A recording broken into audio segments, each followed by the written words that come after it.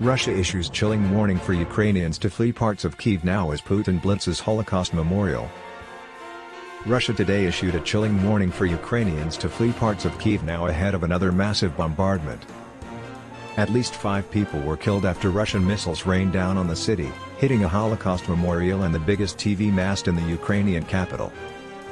Ukrainian soldiers stand in the aftermath of an overnight shelling at the Ukrainian checkpoint near Kyiv EPA.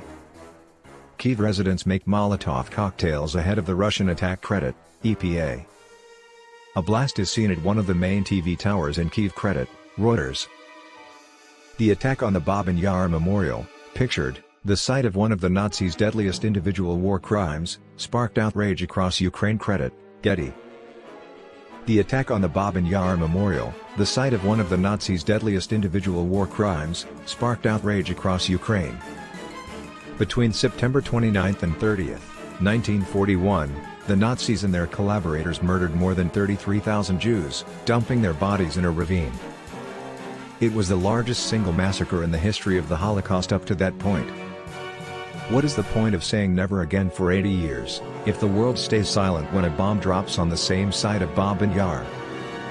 Ukraine's Foreign Minister Dmytro Kuleba described the strike as evil and barbaric, while Britain's ambassador to Ukraine, Melinda Simmons, tweeted, "In case anyone bought Putin's denazification objective, here's the stark staring proof of its sickening hollowness." Tonight, footage showed a fireball erupting next to the TV transmitter tower where the Holocaust memorial is located, temporarily knocking out all broadcasts. The Interior Ministry said equipment had been damaged and channels won't work for a while, but services resumed soon after. It comes after Vladimir Putin's defense ministry warned targets in the center of Ukraine's capital will be hit with high-precision weapons. On Tuesday, a 40-mile column of Russian armor and artillery was pictured on the outskirts of Kyiv, with fears looming of an even heavier onslaught after 6 days of war. Russian forces are believed to be aiming to seize the capital and topple the government led by President Volodymyr Zelensky. But Putin has been frustrated by the fierce resistance to his invasion, with Ukraine's forces so far holding strong. A senior U.S. defense official has said it believes morale is flagging in some Russian units, and that some of Putin's forces have surrendered in Ukraine without a fight. Fears are spreading that Russia will turn to more indiscriminate bombing in a bid to weaken the Ukrainian resolve. Earlier, the Russian Defense Ministry announced it was planning strikes on the Ukrainian Security Service and its alleged PSYOPs unit in central Kyiv. Spokesman Igor Konashenkov said, in order to suppress information attacks on Russia, the technological infrastructure of the SBU and the 72nd Main PSO, Psychological Operations Unit, center in Kyiv will be hit with high-precision weapons.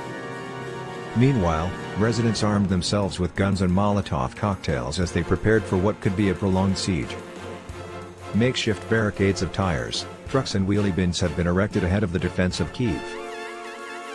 Western officials fear Putin could unleash barbaric new attacks as the invasion is not seen as going to plan. Russian commanders are believed to have thought they could seize Ukraine within 48 hours. Ukrainian authorities have accused the Russian army of carrying out strikes on residential areas in several cities, including the eastern city of Kharkiv, where fierce fighting is taking place.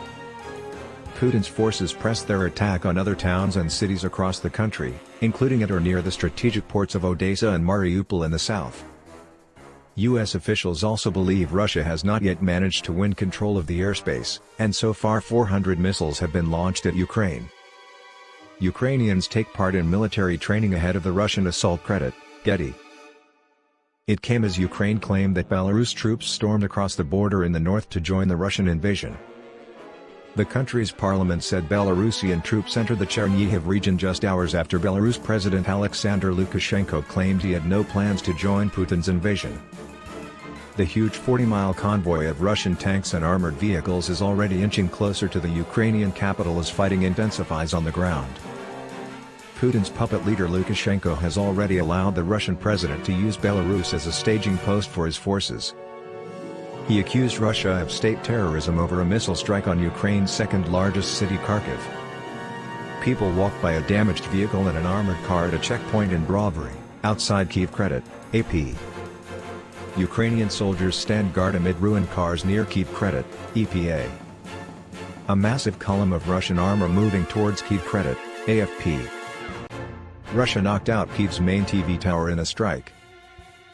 Belarus's troop rollout comes just hours after Lukashenko denied Russian forces were attacking Ukraine from his territory. NATO's chief Jens Stoltenberg today called on Russia to withdraw all its forces, and said Belarus was enabling the war.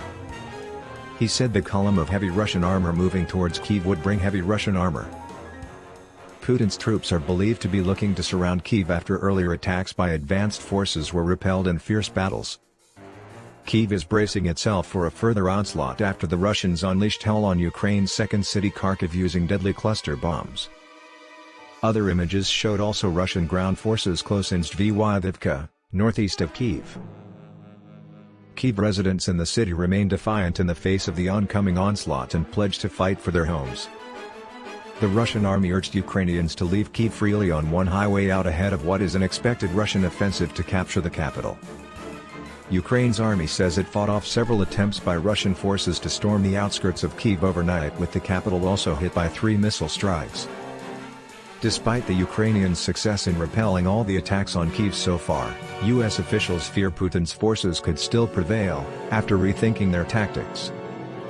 Putin is believed to have so far committed 80% of his staged forces to Ukraine.